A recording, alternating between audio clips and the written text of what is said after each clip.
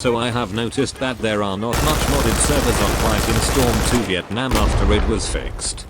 In this video, I am going to show you guys why you should support mods in this game.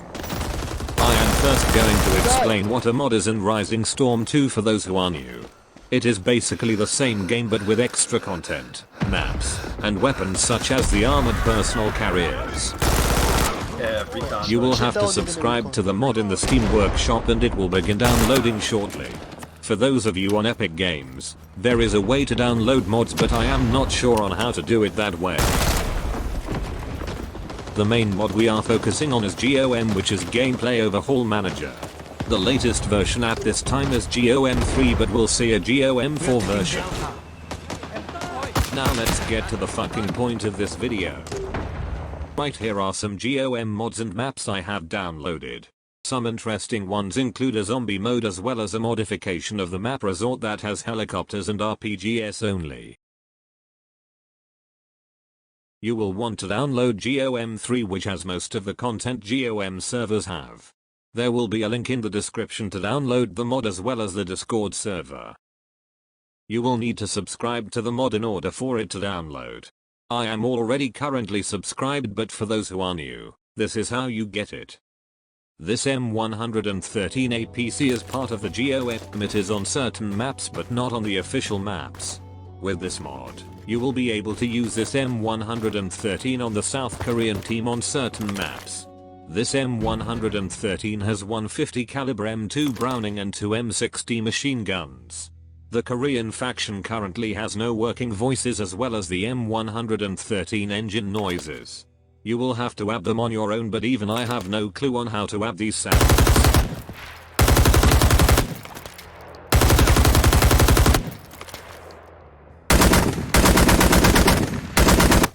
To destroy the M113 APC, you will need C4 or a satchel charge.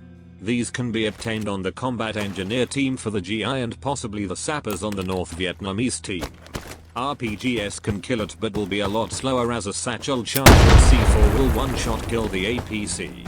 Since the M113 can transport troops, the explosions will kill the crew inside.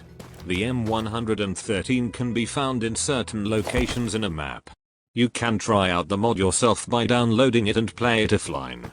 However, bot support is pretty fucked up on some maps and will cause them to be twitchy like this. Here is an example of the M1919A6. This machine gun is already in the game but the GOM version makes it so you can only hip fire.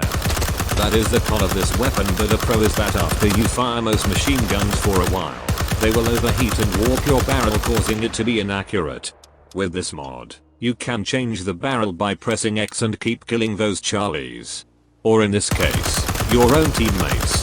But for the sake of this video, I will test most of the weapons on bots that I have added. Next, we have the M2A1-7 flamethrower. This is pretty much identical to the M9A7 flamethrower found on the US and Australian faction but with a few differences. It still gets the job done at clearing enemies out.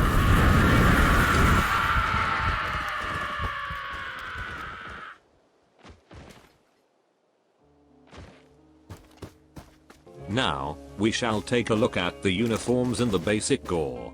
There will be blood and dismemberment, but you should know this because this game is pretty realistic. I will now stay silent for a while and let you show the gore physics and uniforms.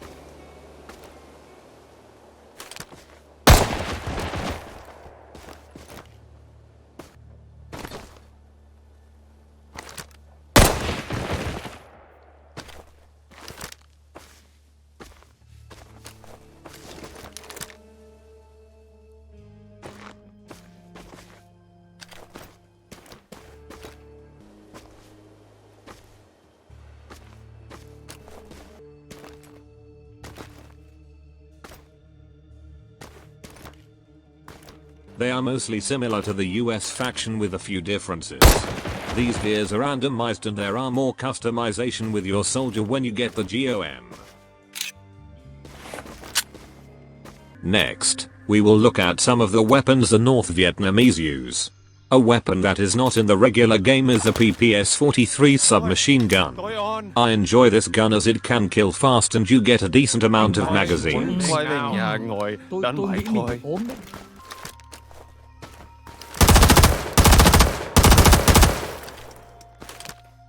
Hắn đang bắn vào chính những người anh em của mình.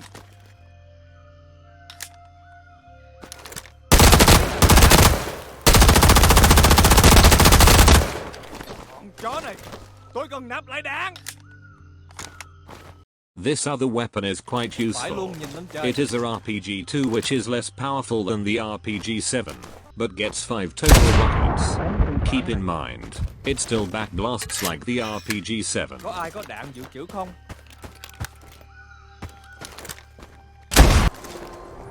The GOM also gives you access to a Bowie knife by replacing your pistol.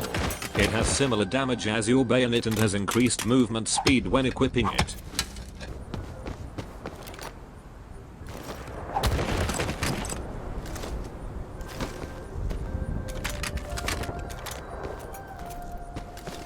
Another feature for the South Korean faction gets access to special modification to the M1 Garand. It gets a few rifle grenades which is quite useful and powerful. Keep in mind that you can't be too close otherwise the grenade will not detonate like the M79. There are plenty more weapons I could not show because this video is already long enough. This is a small fraction of entire modded experience of Rising Storm 2.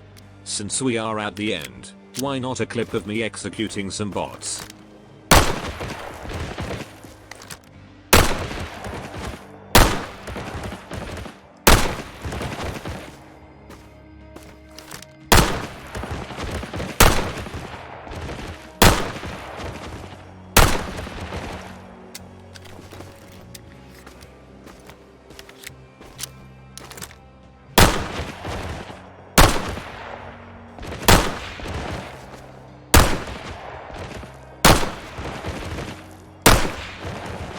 I hope you guys enjoyed the video, and if you want to support more modders, be sure to get more people to know about this.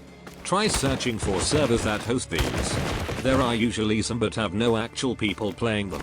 That's all for now.